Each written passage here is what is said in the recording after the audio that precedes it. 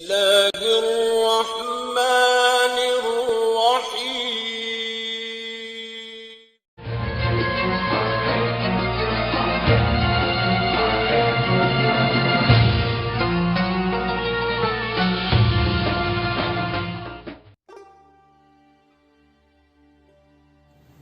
أعوذ بالله من الشيطان الرجيم. بسم الله الرحمن الرحيم. الحمد لله رب العالمين. نحمده ونستعينه ونستغفره ونستهديه.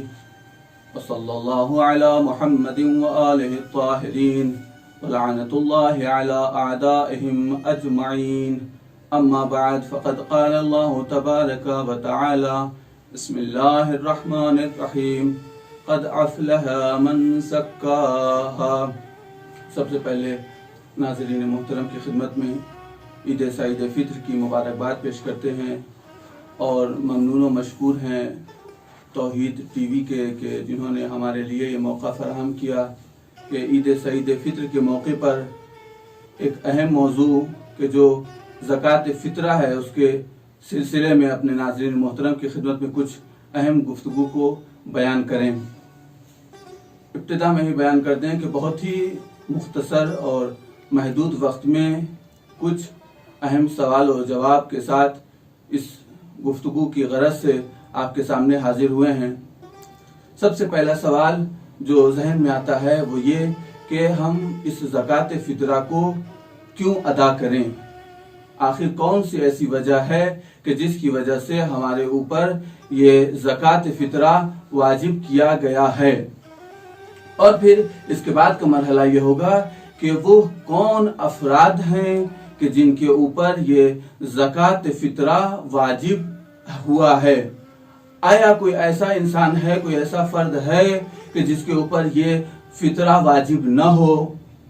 جب یہاں گفتگو ہو جائے گی تب گفتگو کو تیسرے مرحلے میں لے کے جائیں گے کہ وہ کون سی چیز ہے کہ جس کے اوپر فطرہ واجب ہوتا ہے، اور پھر اس کی مقدار کیا ہے۔ اور پھر جب ہم فطرے کی مقدار اور اس کی رقم کو نکالیں گے تو کیا تمام جگہوں کی رقم مساوی اور برابر ہوگی، یا ممکن ہے کہ بعض جگہوں کی رقم اور دوسرے جگہوں سے الگ ہو۔ چوتھے مرحلے میں گفتگو یہ ہوگی کہ اس فطرے کو جو واجب کیا گیا ہے کس وقت نکالنا ہمارے لیے ضروری ہے، زمان معین اور مشخص کیا ہے۔ پھر یہ جاننا ہوگا کہ اس زمان معین اور مشخص سے پہلے ہم فطرے کو نکال سکتے ہیں یا نہیں نکال سکتے۔ اگر نکال سکتے ہیں تو اس کا رائے حل کیا ہے، کون سا راستہ جس کے ذریعے نکال سکتے ہیں۔ یا پھر اگر کسی انسان نے زمان معین میں فطرہ نہیں نکالا ہے کسی بھی غرض سے، کسی بھی وجہ سے، تو زمان کے گزر جانے کے بعد آیا اس کے پاس کوئی راستہ ہے کہ اس راستے کے ذریعے فطرے کو ادا کرے، یا پھر مزا جو کچھ گزر گیا ہے۔ جب یہاں تک گفتگو ہو جائے گی تو آخری سوال جو ہمارے ناظرین کے بھی اذہان عالیہ میں آنا چاہیے وہ یہ کہ یہ فطرہ جو ہم پر واجب ہوا تھا اور ہم نے نکال دیا ہے اسے کس افراد کو دیں، کون افراد مستحق ہیں کہ جنہیں یہ فطرہ دیا جائے، اور پھر کیا ضروری ہے کہ جب ہم فطرہ سامنے والے کو دیں تو اس کو بتانا یہ ضروری ہے کہ یہ فطرے کی رقم ہے۔ آئیے ہم پہلے سوال کے بارے میں گفتگو کرتے ہیں کہ فطرہ ہم پر واجب کیوں ہوا۔ دیکھیں، ابتدا میں عرض کریں کہ فطرہ واجب کیوں ہوا سوال کرنا ہم سب کا حق ہے، لیکن جواب دینے سے پہلے اتنا عرض کرنا ضروری سمجھتا ہوں کہ شارع مقدس نے جتنی بھی چیزیں ہم انسانوں پر واجب کی ہے یا حتیٰ مستحب کیا ہے اس میں ہم انسانوں کی کامیابی کا ایک راز پوشیدہ ہے۔ اب اس کامیابی کے راز کو ہم سمجھ پائیں یا نہ سمجھ پائیں، اور دوسری طرف ہمارے علماء یہ کہتے ہیں کہ احکام الہیہ کی کسی ایک چیز کو آپ علت تامہ نہیں کہہ سکتے، لہذا ہم کوئی ایک ایسی علت بیان نہیں کر سکتے کہ اس وجہ سے ہی فطرہ واجب کیا گیا ہے۔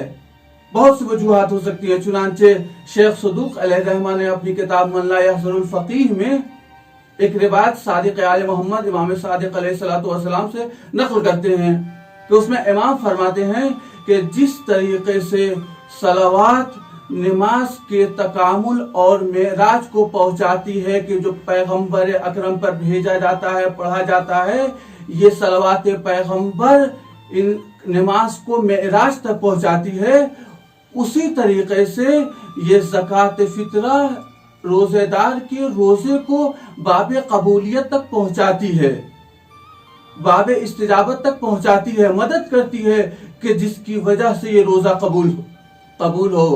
اس کے علاوہ اور سی بہت ساری وجہ بیان کی گئی، جس میں ایک اور یہ کہ اللہ نے اس رمضان المبارک میں دو طریقے سے انسان کا امتحان لیا، ایک ہے مادی، ایک ہے معنوی۔ یہ روزہ ہے امر معنوی اور زکوٰۃ فطرہ کا ادا کرنا ہے امر مادی۔ اب اگر کوئی انسان ان دونوں کو ادا کرتا ہے، انجام دیتا ہے، تو گویا پروردگار کے امتحان میں پوری طریقے سے کامیابی کے مرحلے کو طے کر لیتا ہے۔ لہذا کوئی ایک صحیح اور علت تامہ نہیں بیان کر سکتے۔ آئیے دوسرے سوال کی طرف، کن افراد کے اوپر یہ زکوٰۃ فطرہ واجب ہے؟ ہر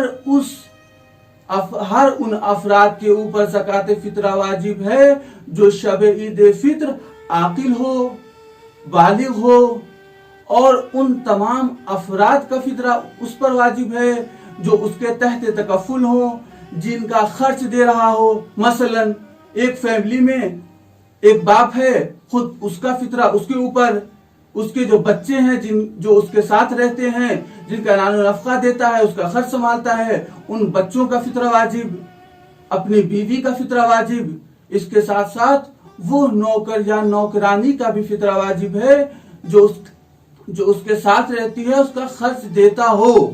اب یہاں تک ہے کہ خرچ دیتا ہو، ممکن ہے کہ وہ مسلمان ہو یا نہ ہو، اگر کافر بھی ہوگا تو بھی اس کا زکوٰۃ فطرہ اس گھر کے فیملی ممبر کے سینئر پر واجب ہے۔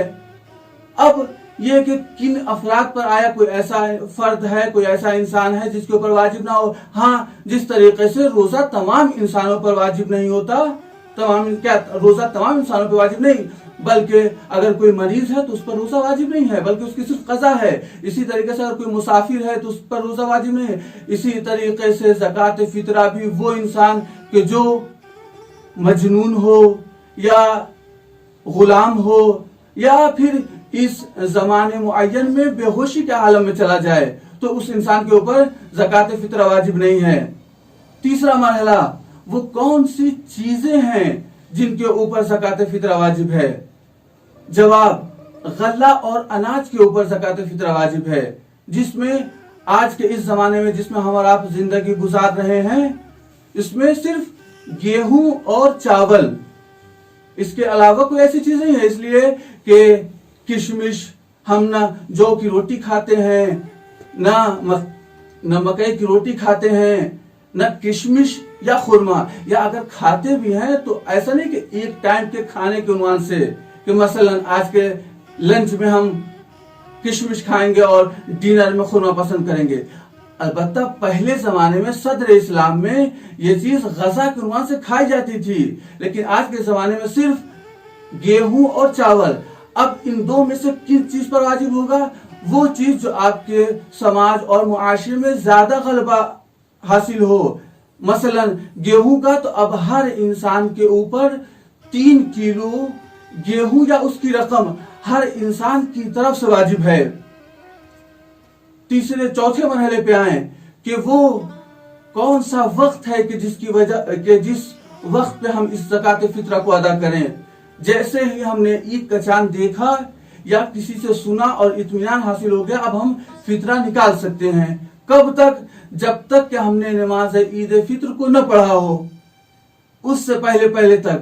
اب سوال یہ کہ کیا ہم اس وقت سے پہلے نکال سکتے ہیں؟ جواب نہیں، فطرے کے عنوان سے نہیں نکال سکتے۔ ہاں، ایک راستہ بیان کیا گیا ہے کہ آپ اس زمانے معین سے پہلے کسی مستحق کو قرض دے دیجئے، اور جب چاند نکل آئے اور آپ کو اطمینان ہو جائے تو اسی دیے ہوئے پیسے کو جو آپ نے قرض کے عنوان سے دیا ہے، آپ فطرے کے عنوان سے نیت کر لیں۔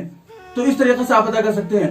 اور اگر جس نے کسی بھی وجہ سے زمان مشخص میں فطرہ نہیں دیا ہے وہ عید کی نماز یا ظہر کے بعد بھی دے سکتا ہے رجا کی نیت سے، قضا اور ادا کی نیت نہیں کرے گا. آخری مرحلہ اور آخری سوال کہ کون افراد ہیں جو مستحق ہیں. شرائط بیان کیے گئے ہیں کہ پہلے نمبر پہ شیعہ ہو اور علناً گناہ نہ کرتا ہو، اسی طریقے سے نیاز مند ہو، ضرورت مند ہو، اور اگر فطرہ غیر سید کا ہے تو لینے والا سید نہ ہو، اور اگر فطرہ سید کا ہے تو غیر سید اور سید دونوں کو دیا جا سکتا ہے. اور ناظرین محترم کی خدمت میں عرض کریں کہ ضروری نہیں ہے کہ فطرے کو دیتے وقت بتایا جائے کہ یہ رقم فطرے کی ہے، بلکہ حتی الامکان کوشش کی جائے کہ ہم اس طریقے سے ادا کریں، اس طریقے سے سامنے والے کو دیں کہ شرمندگی کا احساس تک نہ ہو. بس ہم یہیں پر اپنی گفتگو کو ختم کرتے ہیں، التماس دعا کہتے ہوئے اپنے ناظرین محترم سے والحمد للہ رب العالمین.